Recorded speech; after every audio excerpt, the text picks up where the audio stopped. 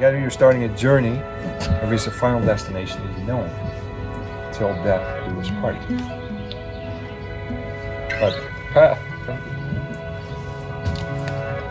the path of the journey is not. Many roads are possible. Many parts of the route you can choose, others you cannot.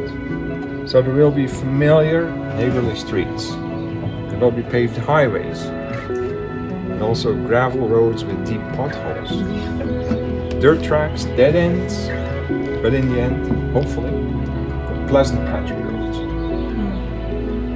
What is marriage for if it's not to share only our joys, but also our burdens?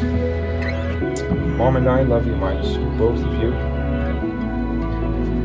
May the Lord bless you and keep you.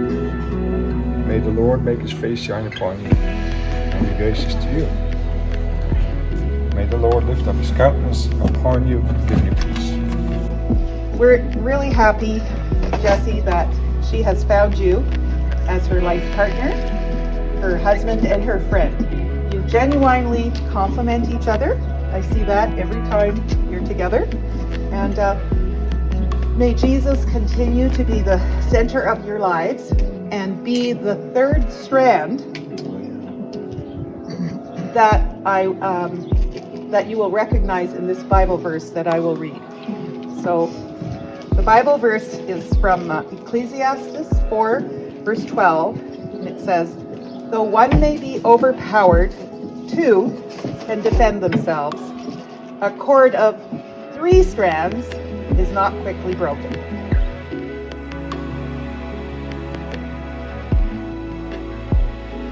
I've often thought about Proverbs 31, and pertaining to you, Sarah, what came to my mind was a wife of noble character. You have noble character. Her husband has full confidence in her, and her arms are strong for her tasks. Because the other day when we were over at the wedding site, and you were on the phone with Jesse, you had all these groceries you were going to carry home, but you said, "I've got strong arms." Well, you've got more than strong arms. You've got a strong spirit, a strong soul, a strong character, and a strong faith. And you guys will do just fine.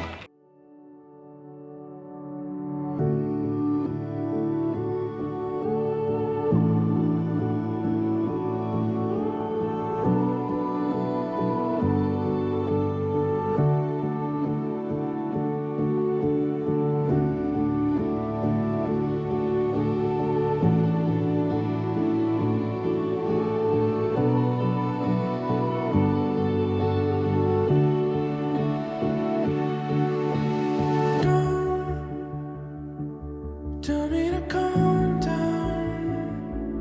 Look all around us here. Fall. It's easy to see from down here. Fall not swinging. And to witness the joining together of Jesse and Sarah. Firstly, it tells you just how loved and cared for you both are.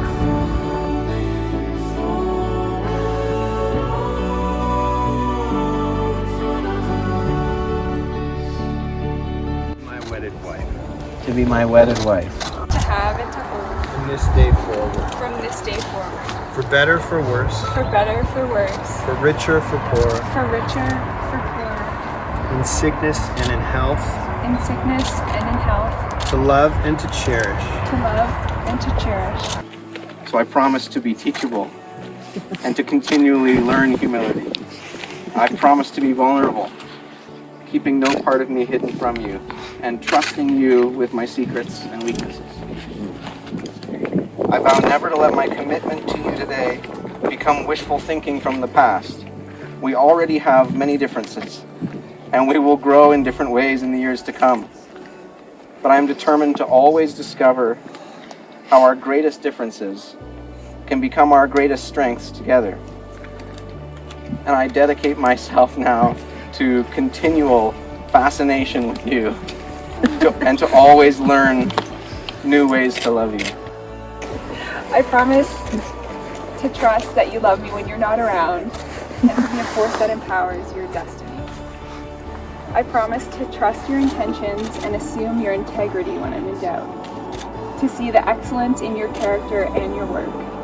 I promise that when I'm most eager to make myself understood, I will strive to understand you. When I wish to air my grievances, I will labor to comprehend your hurt. When I want to point out your mistakes, I will ruthlessly evaluate my own attitudes and behaviors. I promise to offer forgiveness as freely as Jesus has forgiven me, to depend less on my own human ability and to be responsive to the enabling grace that makes our marriage possible.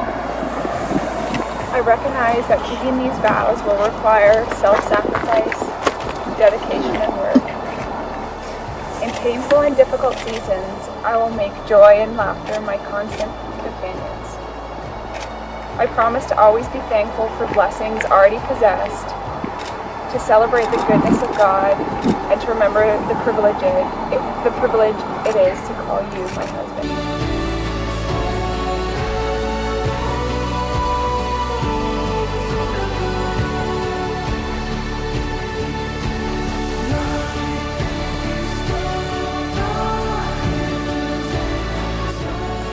And your friends and family, and by the authority vested in me, I pronounce you husband and wife.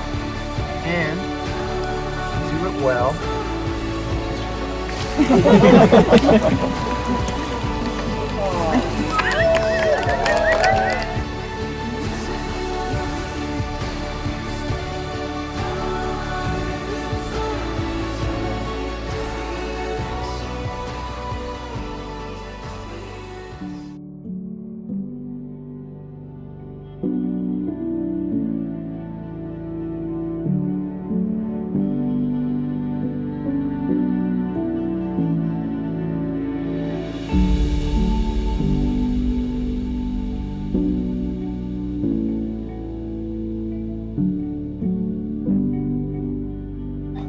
I've watched him grow into a man of truly remarkable character, wisdom, intelligence, and outrageous humor.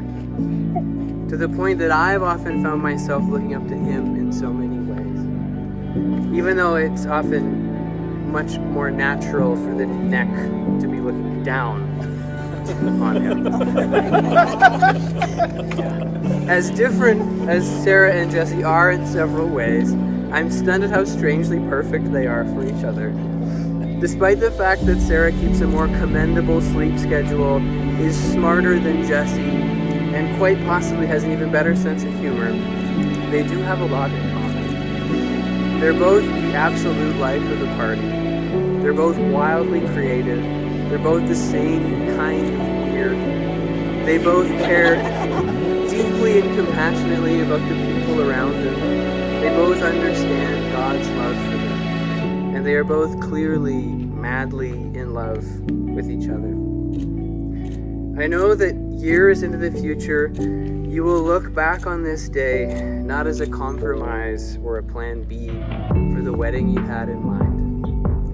The wedding you had in mind, but as a day of pure joy and power and blessing, surrounded by all of us closest to you.